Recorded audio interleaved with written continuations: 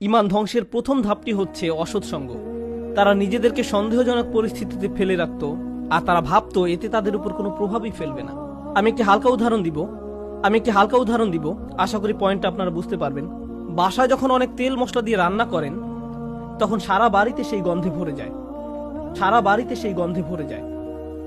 আপনি বাসার ভেতর থেকে সেই গন্ধ বুঝতে পারবেন না, কিন্তু যখন বাইরে থেকে একজন বাসায় প্রবেশ করে, বিশেষত কোনো আরব যদি আসে, সে ভাবে যে কোনো দূষিত পরিবেশে এসে পড়েছে।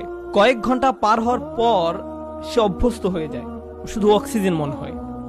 ঠিক একইভাবে আপনি প্রথমে খারাপ কোনো পরিবেশে গমন করলে সাথে সাথে বুঝতে পারেন এটা ঠিক নয়, আমি খারাপ হয়ে যাব, আমার এখানে থাকা উচিত নয়। আপনার অন্তর অস্বস্তি অনুভব করে।